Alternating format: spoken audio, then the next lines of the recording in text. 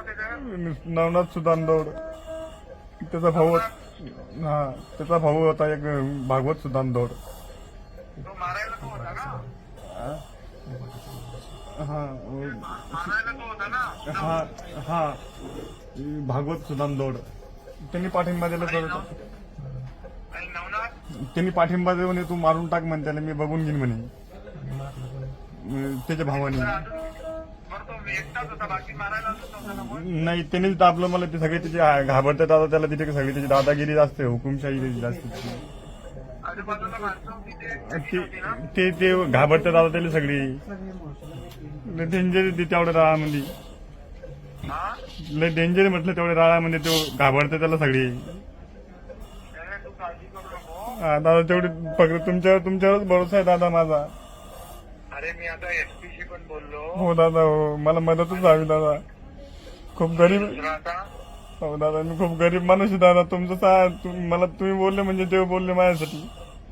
तू काळजी करू नको. ते मी आता ह्याला पाठवलंय राजूला, हो दादा हो राजेंद्रला. हो आणि तिथं तुला सगळे ट्रीटमेंट सगळी चांगली होईल. बरं दादा काही बरं. काळजी करू नको. हो दादा हो दादा हो. आणि त्या सगळ्याला मी पूर्णपणे बरोबर कामाला लावून त्यांचीच कामं तेच करा दादा. मला म्हणजे मला उद्याच्याला लय धोका आहे दादा. मी राहतो शेतामध्ये एकटा. माझे आई वडील लंगडे. माझे बाळ आहे बारीक बारीक. 2 वर्षाचा एक 4-5 वर्षाचा आहे दादा. टेन्शन घेऊ नको. हा दादा मी खूप गरीब माणूस आहे बरं का दादा. म्हणजे मी गमवलं म्हणजे माझ्या पाठीमागे माझे आई वडील मरणार 100%. माझे पोरं पण मरणार. अरे बाळा तुझ्या पाठीमागे एकनाथ शिंदे उभा आहे. हो दादा उपकार दादा तुमचे. महादेवासारखे आले दादा तुम्ही धावून माझ्यासाठी. बस आजच समजेन मी. टेन्शन घेऊ नको. हा? हो दादा हो. आणि समजा हो जय भगवंत झाला समजा.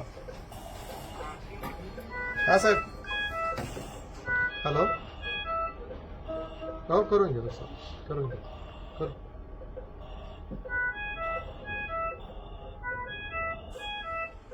हो साहेब. नाही डॉक्टर जीवन राजपूत आहे. देऊ काय एक मिनिट देऊ.